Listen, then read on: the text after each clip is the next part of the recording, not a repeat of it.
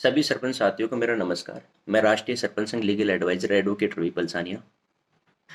सरपंचों की पैसों की समस्याओं को लेकर मैं पिछले 2 महीने से सचिवालय जाना पड़ता है तो सचिवालय जाता हूँ, मंत्री के पास में जाना पड़ता है तो मंत्री के पास भी जाता हूँ। पिछले 2 महीने से मैं बिल्कुल प्रयासरत हूँ। अभी मैंने ग्रुप में ये चीज़ डाली थी कि 18 तारीख को एसएफसी एफएफसी का काफ़ी पैसा आएगा। वो पैसा आना था बिल्कुल।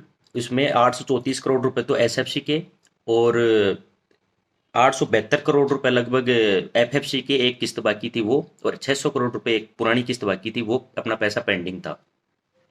मैं वहाँ पे गया तो मुझे पता लगा कि पैसा यहाँ से क्लियर हो चुका है और पैसा जल्दी 18 तारीख को आ जाएगा। 18 से पहले पहले डलने की संभावना थी। उसमें 834 करोड़ रुपए जो एसएफसी के हैं, उसमें 500 करोड़ रुपए तो लगभग सारे सरपंचों के खाते में आ चुके थे, लेकिन वो पैसा बहुत कम है।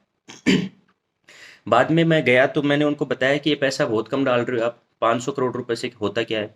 तो उन्होंने बोला कि ये पैसा धीरे धीरे हम डाल रहे हैं और ये चुनाव चुनाव में पैसा डाल देंगे।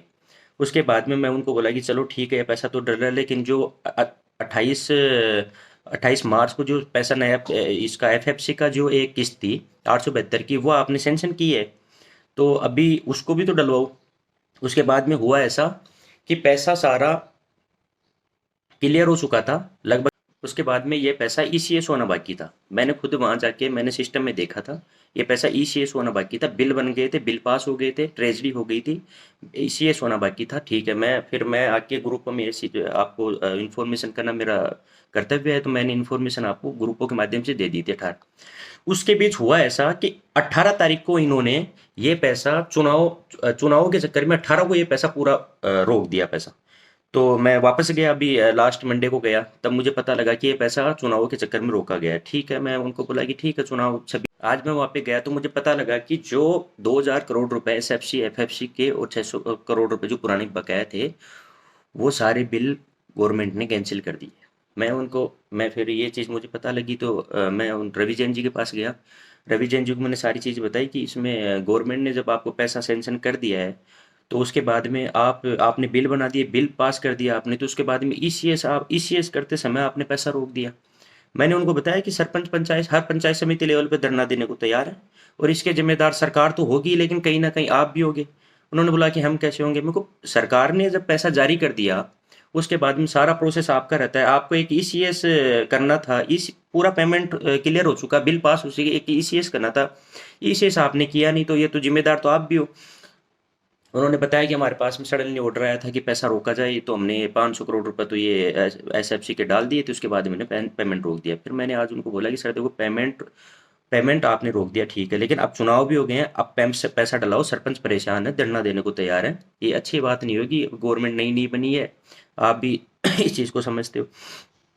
फिर उन्होंने मेरे सामने एफए को और इनको बुलाया, एफए को और इनको बुला के उन्होंने बिल पास करवाए मेरे सामने। उन्होंने बोला कि ये जितने भी पेमेंट कैंसिल हुआ है, इनके बिल पास करो और ये पैसा ईसीएस करो। तो अभी मैं इसका मोटा मोटा ये बता देता हूँ कि इस हफ्ते में बिल पास हो जाएंगे और नेक्स्ट वीक में जितना ये पैसा पेंडिंग था, रोका गया था, ये सारा ईसीएस हो जाएगा।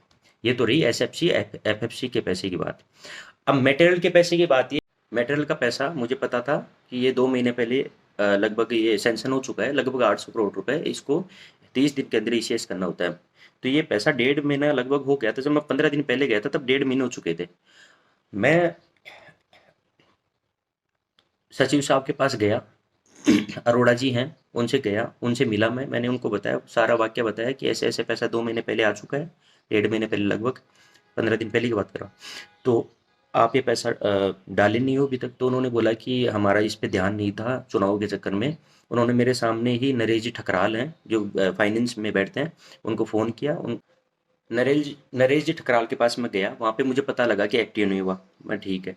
उसके बाद में फिर नरेगा सचिव के पास में गया, जो आशुतोष जी अपने हैं, वो उनके पास में गया। तो उन्होंने बोला कि 2-3 दिन में इसका हम एक्टिव जारी करवा के और ये पैसा डालेंगे हम। ये पैसा चुनाव के चक्कर में नहीं रुकेगा, ये पैसा जरूर। हमने बोला कि चुनाव के चक्कर में पैसा एसएफसी एफएफसी ने रोका है, लेकिन मेटेरियल का पैसा नहीं रुकना चाहिए। वो पैसा हमें डालोगे तो कम से कम थोड़ा बहुत काम चलता रहेगा, लगभग 800 करोड़ रुपए है। इसके बाद में उन्होंने बोला कि ठीक है, 2-3 दिन का प्रोसेस है, ये सारी होगी बात। आज मैं गया तो मुझे पता लगा, शिवांगी मैडम से मैं मिला, मैंने उनको बताया कि ये लास्ट वीक पे पैसा डलने वाला था, तो इसको अभी रोका क्यों जा रहा है। उन्होंने फिर बताया कि हमें अनुमति मिली है 30-40 करोड़ रुपए डालने की। मैंने बोला कि 30-40 करोड़ रुपए से होगा क्या? 800 करोड़ रुपए हैं, 2 महीने आपने ऑलरेडी रोक लिए हैं। उसके बाद में आप आज ये बोलते हो कि हम 30-40 करोड़ रुपए डालेंगे। 30-40 करोड़ रुपए आप डालो ही मत। मैंने उनको मना किया कि ठीक है, ये पैसा डालो ही मत, हमें नहीं चाहिए पैसा। 30-40 करोड़ रुपए से होगा क्या? उसके बाद में उन्होंने कहा कि अभी कल हम पदाधिकारियों से मीटिंग करते हैं, जितने भी अधिकारी हैं वहाँ पे उनसे मीटिंग करते हैं, क्योंकि आज अरोड़ा जी भी नहीं थे, आशुतोष जी भी नहीं थे, कई अधिकारी नहीं थे वहाँ पे। तो उन्होंने ये बात बोली कि हम कल मीटिंग करते हैं और इसमें हम ज़्यादा से ज़्यादा ये रखेंगे कि हमें कम से कम आधा पैसा तो डालने की अनुमति दी जाए, आधा पैसा तो डले। मैंने कहा मैडम देखो, आधा पैसा की आधा पैसा नहीं, देखो 2 महीने हो गए, 2 महीने पैसा रुका हुआ है। 2 महीने हमने कुछ बोला नहीं, चुनाव थे, ठीक है, हम भी आपकी मजबूरी समझ रहे थे, लेकिन अब चुनाव हो गए हैं, अब आप लगभग 800 करोड़ रुपए हैं हमारे जो नरेगा के हैं, इसके मटेरियल के पैसे हैं, वो पैसा आप डलवा दीजिए। तो उन्होंने ये आश्वासन दिया है कि कल हम मीटिंग करते हैं, परसों आप वापस आ जाइए, फिर परसों हम बताते हैं क्या रहता है अपना। तो मैं आज सोमवार हो गया, कल वो मीटिंग करेंगे, परसों मैं बुधवार को वापस जाऊंगा, तब मटेरियल का पैसे का पता लगेगा कि ये कितना डालना चाह रहे हैं और किस वजह से रोक रहे हैं। अभी इनके पास पेमेंट है कि नहीं है, ये चीज़ें परसों पता लगेगी। इस इसके दौरान 1 महीने के दौरान मैं दिल्ली भी गया। दिल्ली में जो जॉइंट सेक्रेटरी हैं कटारिया जी, उनसे भी मिला। उनसे भी मैंने बोला कि 23-24 का पेमेंट बाकी है, 23-24 का पेमेंट उसका मटेरियल का बाकी है। उन्होंने भी यही चीज़ की कि हम जो 22-23 का पेमेंट है 800 करोड़ रुपए है, वो जब ईसीएस होगा, जब वो सरपंचों के खातों में जाएगा, उसके बाद में हम ये पैसा डालेंगे। 2000 करोड़ के लगभग था वो। तो फिर मैं, अच्छा उन्होंने ये भी बात की कि राजस्थान में डिमांड नहीं भेजी राजस्थान ने भी। तो फिर मैं अभी लास्ट मंडे को गया था, तो मैंने डिमांड भिजवाई, तो उन्होंने डिमांड भेज दी 2000 करोड़ रुपए की। लेकिन वो पेमेंट वहां से तभी आएगा जब ये 22-23 का पेमेंट 800 करोड़ रुपए ये सरपंचों के खातों में चला जाएगा, उसके बाद में वो पेमेंट आएगा। उसके अलावा नरेगा का जो पैसा था, उन्होंने बोल दिया था मैं जब गया था कि 10 अप्रैल से पहले पहले डल जाएगा। वो नरेगा नरेगा का मजदूरों का पैसा वो डल रहा है।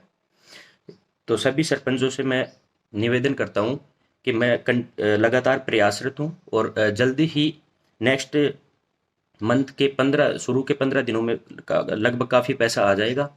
और जब भी मुझे आपकी ज़रूरत पड़े सरपंचों की, क्योंकि अगर ये पैसा रोक रहे हैं तो किसी ना किसी कारण से रोक रहे हैं, जब भी आप सरपंचों से मैं निवेदन करूं तो आप मेरे साथ आएं और मेरे साथ में सचिवालय चलें, ताकि सरपंचों का जो बाकी 8-10 महीने बचे हैं वो अच्छे से विकास कार्य हो गाँव में।